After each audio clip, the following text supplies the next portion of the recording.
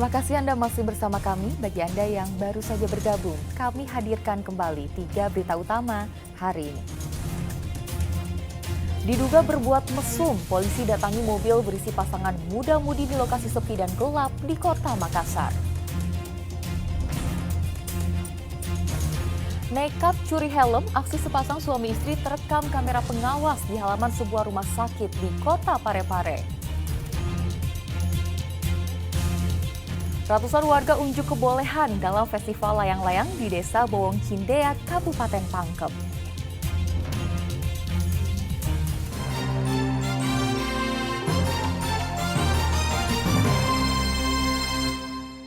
Kita ke informasi selanjutnya. Komisi Pemilihan Umum atau KPU Kabupaten Maros kembali menerima logistik pemilu berupa ribuan kotak suara, tinta warna serta tali segel. Setelah diperiksa, KPU Maros menemukan adanya ratusan botol tinta yang rusak. Setelah kedatangan logistik pemilu berupa bilik suara beberapa waktu lalu, KPU Kabupaten Maros kembali menerima kiriman logistik pemilu, diantaranya kotak suara, puluhan kardus tinta warna, dan logistik tali segel. Dari seluruh logistik yang diterima, KPU Maros menemukan 155 botol tinta rusak. Atas temuan ini, KPU Maros akan minta pengganti. Beberapa logistik lainnya juga akan segera datang dalam waktu dekat. Saat ini seluruh logistik pemilu yang sudah tiba ditampung sementara di 3 gudang logistik KPU Maros. Kemudian ada kerusakan itu sebanyak 155 atau 3 dos lebih. Itu Pak, yang rusak itu apakah nanti akan diganti atau gimana Pak? Ya, sejauh ini yang rusak itu kita sudah laporkan di silog kita input dulu untuk tindak lanjutnya apakah dia digantikan kemudian yang rusak dikembalikan atau seperti apa, kita masih menunggu juknis yang ada. Itu mungkin selanjutnya yang kita masih tunggu ini mudah-mudahan di tanggal 10 nanti akan datang itu kabel TIS. Pak, tidak ada keterlambatan Pak sejauh ini Pak? Kalau sejauh ini tidak ada keterlambatan karena memang untuk logistik ini memang lebih cepat, pendistribusiannya lebih cepat. Kemudian berdasarkan data KPU Maros, daftar pemilih tetap atau wajib pilih mencapai 270.000, tersebar di 14 kecamatan di wilayah Kabupaten Maros. Jumlah tersebut menjadikan Maros sebagai pemilik DPT dengan jumlah terbesar ke-7 dari 24 kabupaten kota di Sulawesi Selatan. Raisa Abu melaporkan dari Kabupaten Maros. Badan Pengawas Pemilu atau Bawaslu dan Satuan Polisi Pamong Praja Kota Palopo menertibkan alat peraga kampanye pada Selasa siang. Penertiban dilakukan di sejumlah lokasi karena dinilai melanggar aturan.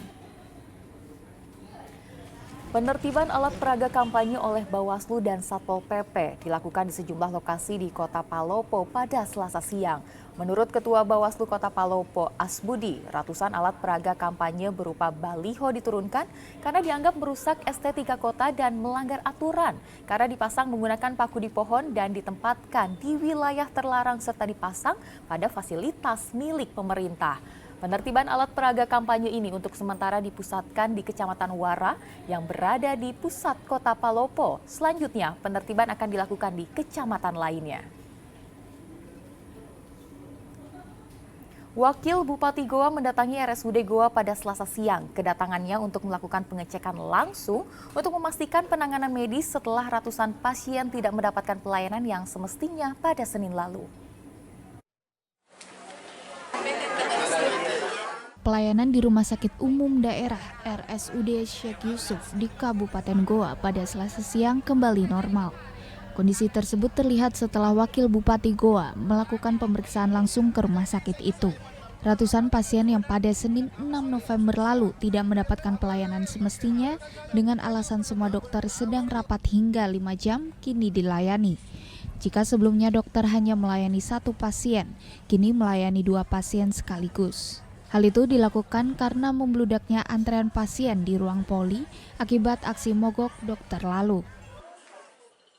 Wakil Bupati Goa memberikan jaminan tidak akan ada lagi penelantaran pasien di rumah sakit milik pemerintahan Goa itu. Selain menambah jumlah dokter umum dan spesialis, Pemkab Goa juga melakukan proses pelunasan insentif dokter yang belum dibayar sejak bulan Mei 2023 itu. Namun dengan jaminan bahwa pelayanan rumah sakit harus berjalan normal dan tidak boleh lagi ada penelantaran pasien. Terus alasannya? Dan dokternya rapat. Disuruh pulang. Tapi yang besok dosa mendaftar lagi. Nah, sekarang mendaftar. Suruh mendaftar ulang. Makanya membludak begini, Di. Makanya membludak di sini warga. Udah karena pasien ini hari sama pasien kemarin. Ini sekarang sudah mendaftar atau gimana? Ini nomor 172. Lampu baru nomor 72. Nomor. Tapi kira-kira sudah ada dokter yang akan melayani? Ada di atas. Sudah ada di atas. Tetapi ini dengan pasien yang banyak, tentu pasien juga harus mengerti, bersabar, antri. Nah, ada aturannya harus pinjam. Nah, pinjamlah supaya dilayani dengan baik semua. Dokter di sini sudah ditambah lagi. Biasanya satu melayani jadi dua. Insya Allah bisa selesai semua. Tapi memang pasien di sini banyak sekali. Tapi tadi aturannya Pak yang dia bilang warga disuruh kembali mendaftar. Padahal disampaikan kemarin langsung kalau yang sudah mendaftar kemarin langsung ini. Ini yang jadi rancu. Mendaftar itu jam 8 harus sudah ada. Sampaikan begitu. Tetapi dari BPJS harus pinjer. Jadi cuma disuruh pinjer saja. Jadi tidak ada masalah. Yang sudah mendaftar kemarin tinggal pinjer lanjut pemeriksaan. Seperti itu. Sebelumnya pada Senin 6 November 2023 lalu, ratusan pasien terlantar karena belasan dokter dan tenaga kesehatan menggelar rapat dengan Direktur Rumah Sakit terkait pelunasan tunjangan atau insentif mereka. Andi Muhammad Sardi melaporkan dari Kabupaten Goa. Ratusan warga mengikuti festival layang-layang yang pertama kali digelar di Desa Bowong Cindea, Kecamatan Bungoro, Kabupaten Pangkep pada Senin sore. Festival ini menjadi ajang untuk mengasah kreativitas dan ketangkasan para peserta. Festival layang-layang di Desa Bowong Cindea, Kelurahan Bungoro, Kabupaten Pangkep diikuti oleh ratusan peserta. Kegiatannya dilaksanakan sejak hari Minggu hingga hari Senin itu dihadiri anak-anak, remaja hingga orang dewasa. 4 kategori diperlombakan dalam kegiatan ini, mulai dari kelas layangan merak, pinisi, BT-BT, dan jenis layang bebas. Penilaian juri dilakukan terkait kreativitas dan keindahan, ketenangan, dan kemiringan terbang. Layang-layang dengan bentuk pinisi atau kapal dengan lebar 2 meter dan tinggi 1,5 meter menarik perhatian pengunjung. Iya. Model finisi. Sudah terbang ini, Pak? Sudah terbang? Iya. Pengertiannya berapa? Pekerjaan pas mau ke sini baru jadi. Jadi, itu makan berapa hari? Makan 2 hari. 2 hari. 2 hari. Cuma bambu, kertas, lem, kain. Ada kesulitan tidak Pak dalam membuat ini? Sangat kesulitan karena sayapnya biasa merasa kesulitan. Tapi setelah lihat terbang layangannya yang dibuat Pak, bagaimana perasaannya? Alhamdulillah sangat gembira, sangat gembira. Ada 4. Pertama marra, kedua pinisi, ketiga bebas, yang keempat BT-BT. Pendaftarnya sampai sekarang itu sudah 170. 170. Ya. Apakah cuma dalam Desa Bowong Cindea sendiri Pak? Bukan. Ini yang ada dari Batiling, Lampakam, Padang-Padang, termasuk Kalibone ada. Sedikitnya 170 orang peserta dengan aneka bentuk dan warna layang-layang menarik perhatian warga. Melihat antusiasme warga, kegiatan serupa akan kembali dilaksanakan pada tahun depan.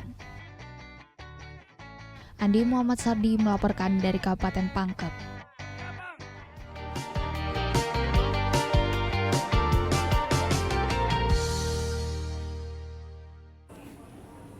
Dan informasi tadi mengakhiri jumpa kita hari ini. Atas nama rekan yang bertugas, saya Tia Anissa mengucapkan terima kasih atas kebersamaan Anda. Selamat beraktivitas dan sampai jumpa.